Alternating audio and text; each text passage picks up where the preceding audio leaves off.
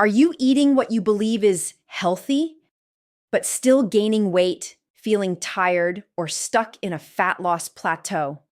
Let me ask you something even more important. What if the very foods you think are supporting your metabolism are actually keeping your insulin elevated throughout the entire day? Here's what's really happening inside your body. Insulin is not just a blood sugar hormone, it is a fat storage signal. When insulin is elevated, your body tends to stay in storage mode. Fat burning slows down, you lose efficient access to stored energy. And over time, this creates a gradual metabolic slowdown, something many people describe when they say, keto stopped working for me. But the truth is, keto isn't broken. What's worth examining is how most people are approaching it. Because today, there are foods widely labeled as healthy or keto-friendly that look clean on the surface, but may quietly be triggering insulin responses, putting extra load on the liver and slowing down fat burning in ways that are easy to miss. And this matters because persistently elevated insulin is associated in research with weight gain, fatigue, hormonal imbalance, and markers of accelerated aging. In this video, I'm going to walk you through 6 common healthy foods that may be keeping insulin higher than you expect, even if you're following a ketogenic diet. More importantly, I'll show you what the research suggests you can do instead. We're going to break this down simply, like a whiteboard session, so you can understand not just what to consider changing, but why it may matter inside your body. And by the end, you'll have a clearer picture of how to think about insulin, fat burning, and metabolic flexibility, and practical tools to start applying today. Here are the 6 key areas we're going to explore. Number 1, why low carb does not always mean low insulin. Number 2, how hidden sugars and additives may disrupt metabolic signals. Number 3, the protein-insulin connection most people misunderstand. Number 4, why processed keto foods can confuse your hormones. Number 5, the role of the liver in fat burning and insulin regulation. Number 6, how timing, eating frequency, and food combinations may impact insulin beyond what you eat. Let's get into it. Packaged keto snacks and bars. The first food category that surprises most people is this: packaged keto snacks and bars. These products are everywhere now, labeled as low-carb, sugar-free, and keto-friendly. But here's what's worth understanding about what's actually happening inside your body when you eat them. Most of these products contain sugar alcohols, artificial sweeteners, and processed fibers, things like maltitol, sorbitol, sucralose, or tapioca fiber. On paper, they look harmless, but your body doesn't read nutrition labels. It responds to chemical signals. Here's a simple way to think about it. Imagine your metabolism is like a light switch. Fat burning is on when insulin is low, but even small signals, including sweetness on your tongue, may start to flip that switch in the other direction. Research has explored a phenomenon called the cephalic phase insulin response, where your brain anticipates incoming sugar after detecting sweetness and signals the pancreas to prepare by releasing a small amount of insulin, even before any glucose enters your bloodstream. So you eat a keto bar. Your blood sugar may not rise significantly, but insulin may still respond.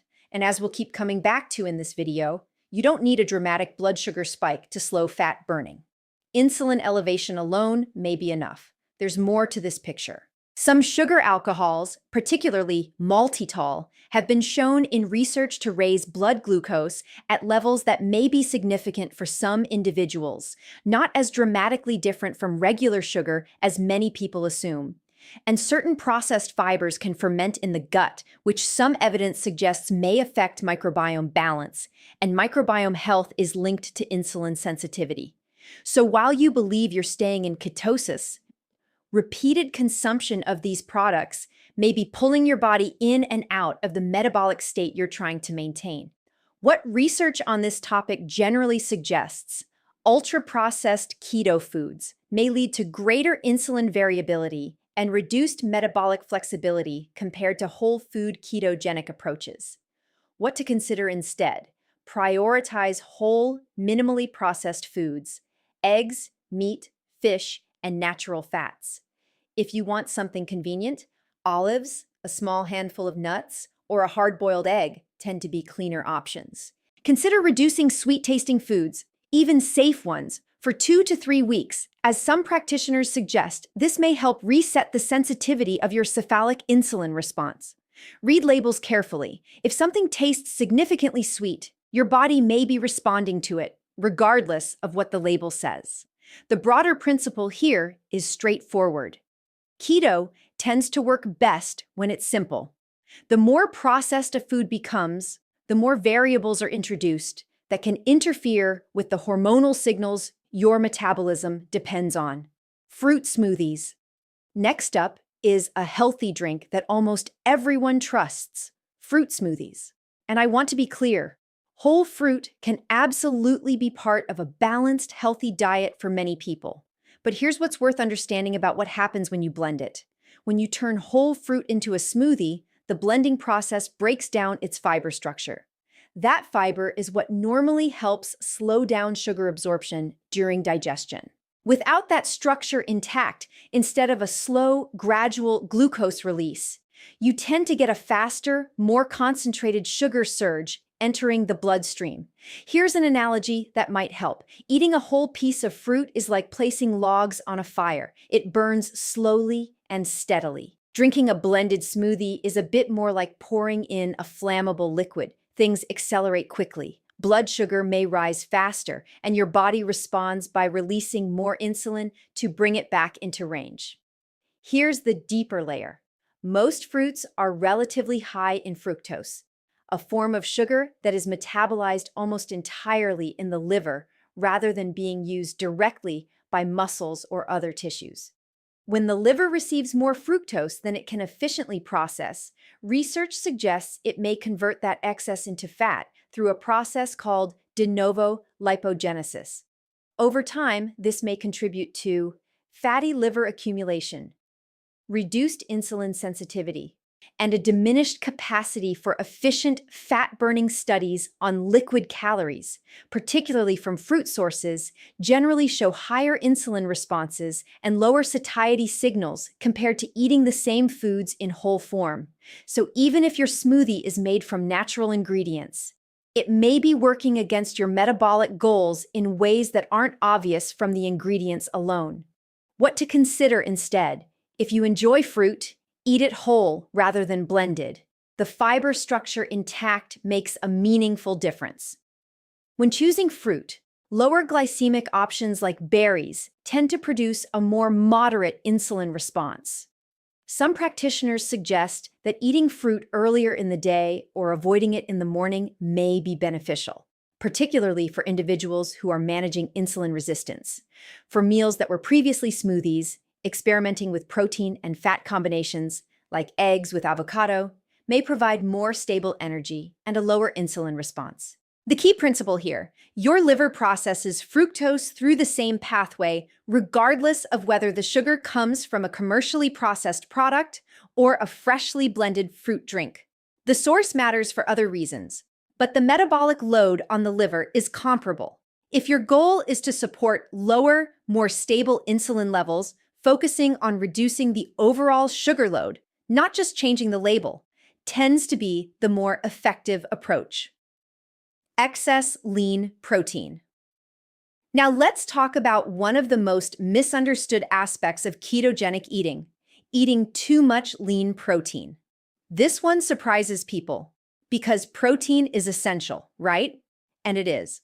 But here's what the research tells us about what happens when protein intake exceeds what the body needs, particularly in a low-fat context. When you eat protein, it's broken down into amino acids, the building blocks your body uses for muscle repair, hormone production, enzyme function, and many other processes. But when you consume more protein than your body can use for these purposes, it has a backup system. It converts those excess amino acids into glucose. This process is called gluconeogenesis. It's not a malfunction. It's actually an essential survival mechanism. Your brain and certain other tissues require some glucose to function. But here's the concern for people following ketogenic diets. When gluconeogenesis ramps up significantly, the resulting glucose production may stimulate an insulin response, particularly in individuals who already have some degree of insulin resistance. Here's a simple analogy. Think of protein as building materials, like bricks for a construction project. If trucks keep delivering bricks with nowhere to put them, the excess gets converted into something else, and managing that conversion requires insulin. Research generally confirms that protein does stimulate insulin secretion, not as dramatically as carbohydrates, but meaningfully, particularly in larger amounts and when consumed without accompanying fat. So, if the foundation of your diet is chicken breast exclusively, egg whites without the yolks, low-fat protein shakes multiple times a day, you may be maintaining an insulin environment that works against the metabolic state you're trying to achieve, without any obvious carbohydrate source causing the problem. What to consider instead? Pair protein sources with quality fats, eggs with the yolk included, fatty cuts of meat, fish with natural fat content. Most practitioners working in this space suggest moderate protein intake, roughly 0.8 to 1.2 grams per kilogram of ideal body weight, with adjustments based on individual goals, activity, and metabolic health. Avoid spreading protein across constant small snacks throughout the day. This keeps insulin responses from fully resolving between eating occasions. Experiment with 2 to 3 structured meals per day with meaningful gaps between them, rather than grazing, the fundamental distinction worth understanding. A well-formulated ketogenic diet is not a high-protein approach. It's a moderate protein, high-fat metabolic strategy. Those two things are meaningfully different in their hormonal effects. If this is helping you rethink your approach, consider subscribing. This type of metabolic breakdown is what this channel focuses on every week.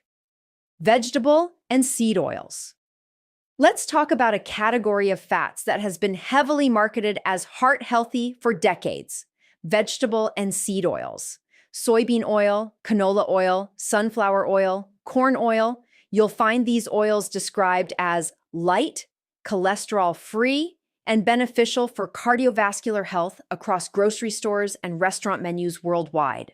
But here's what's worth understanding about how these oils interact with your metabolic system.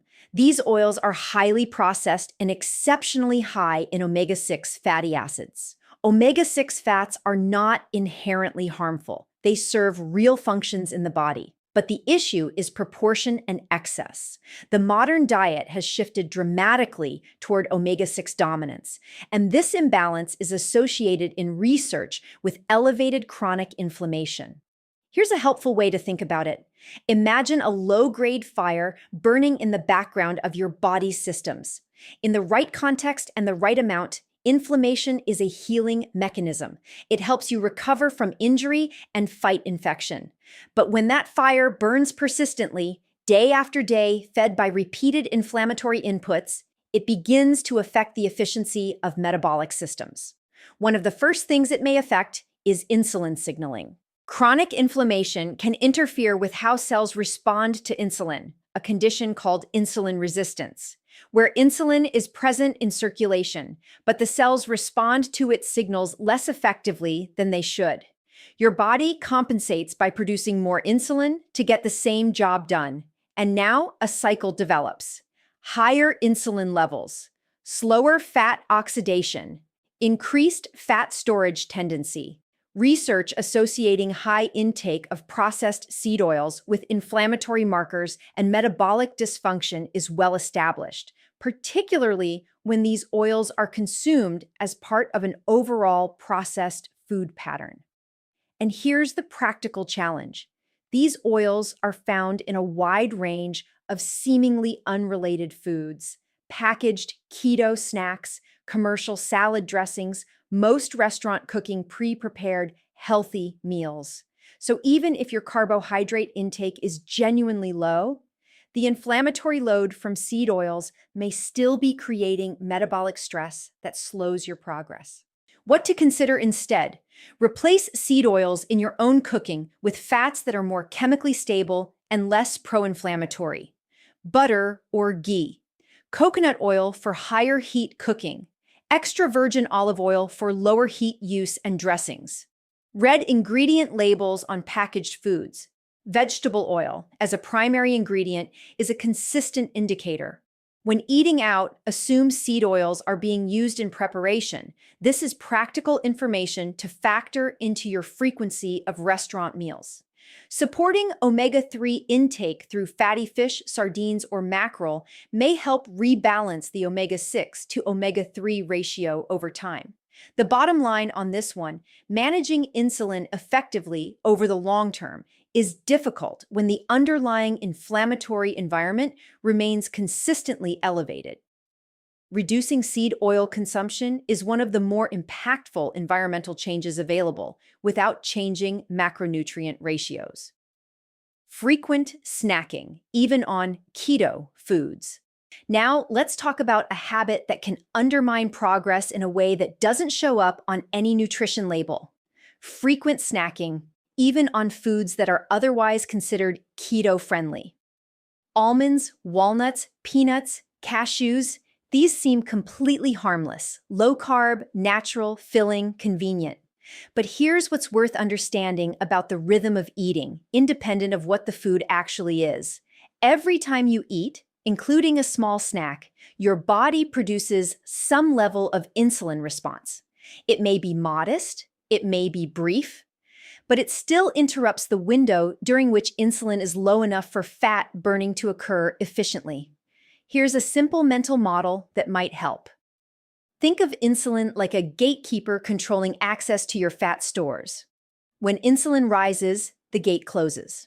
When insulin falls back to baseline, the gate opens. Now imagine eating every 90 minutes to 2 hours, which is common for people who snack regularly. Snack, insulin rises. Brief partial drop, another snack, insulin rises again. By the end of the day, that gate may have barely opened at all. This is part of the reason so many people say, "I'm eating clean, I'm staying low carb," but nothing is changing. Because it is not only about what you eat, it's meaningfully about how often you eat. Research on eating frequency and metabolic outcomes consistently shows that more frequent eating patterns tend to keep insulin elevated for longer periods across the day, reducing the body's access to stored fat as a fuel source. And there's a secondary consideration specifically around nuts.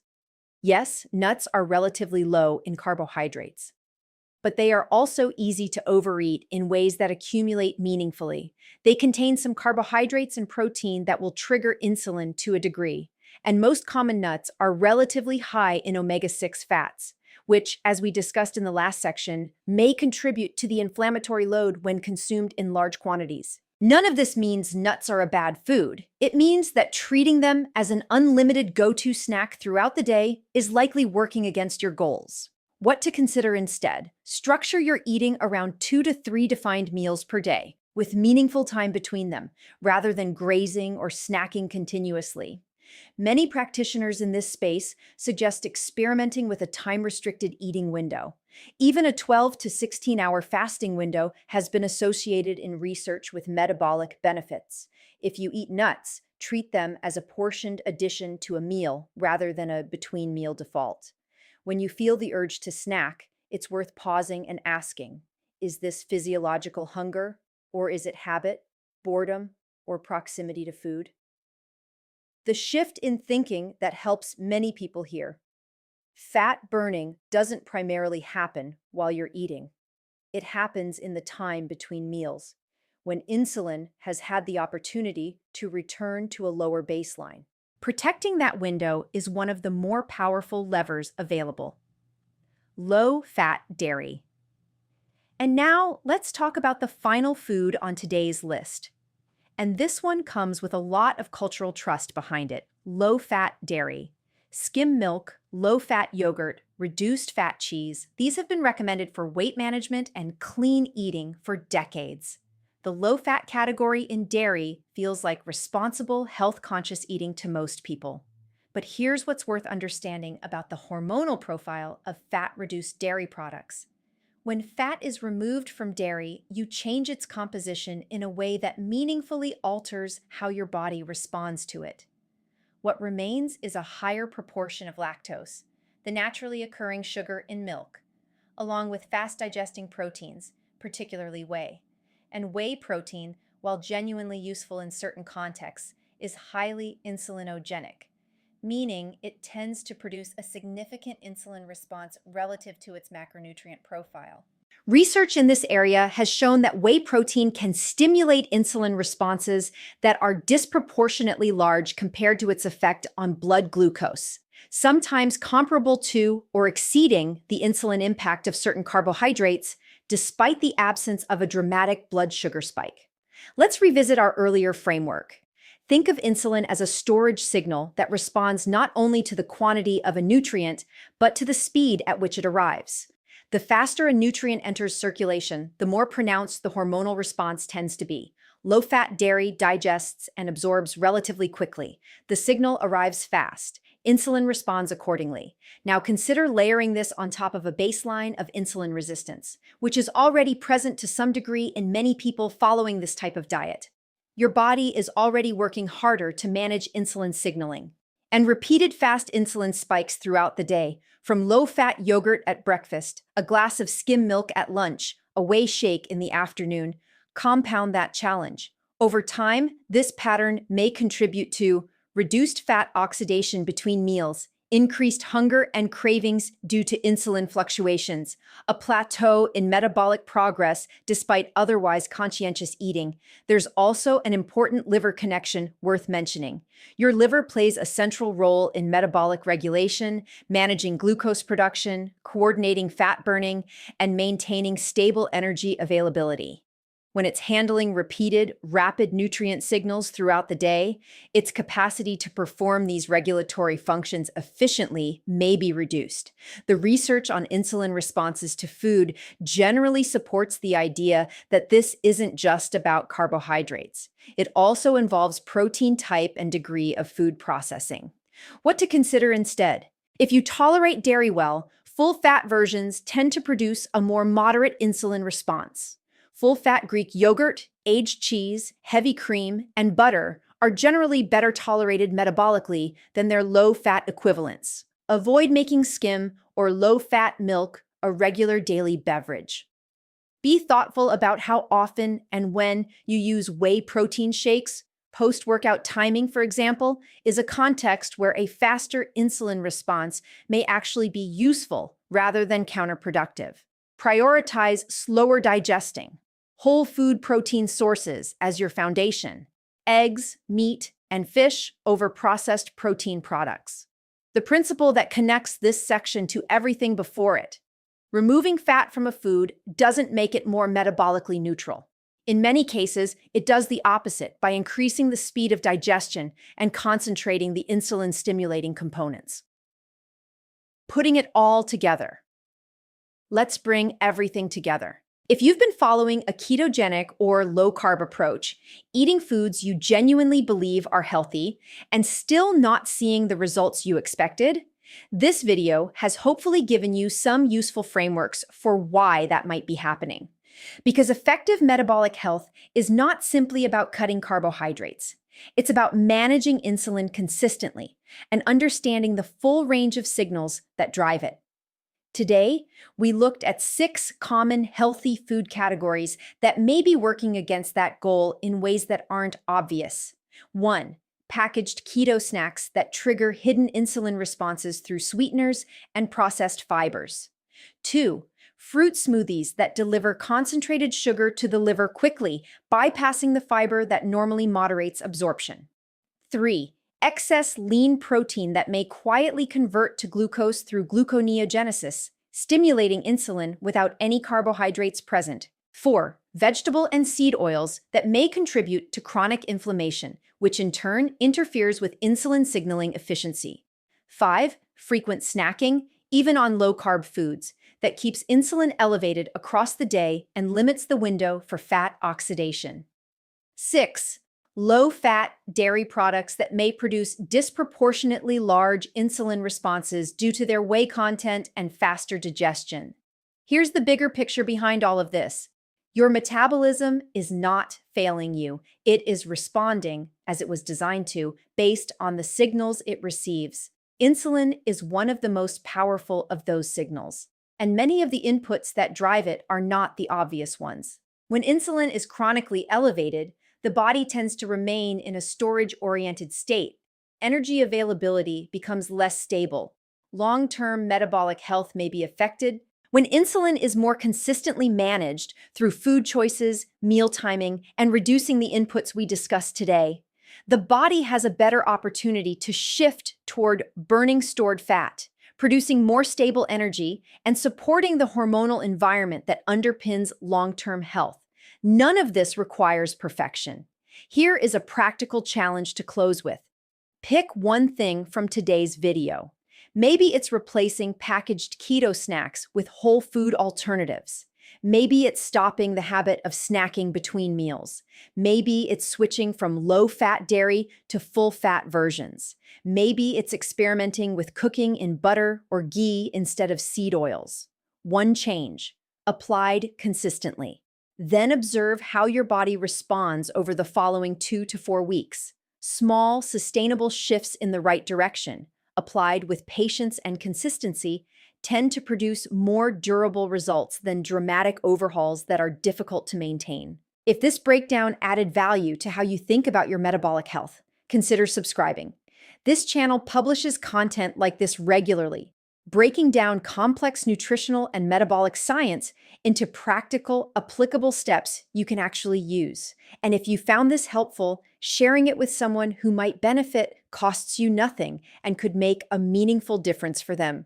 Thank you for watching, and I'll see you in the next one.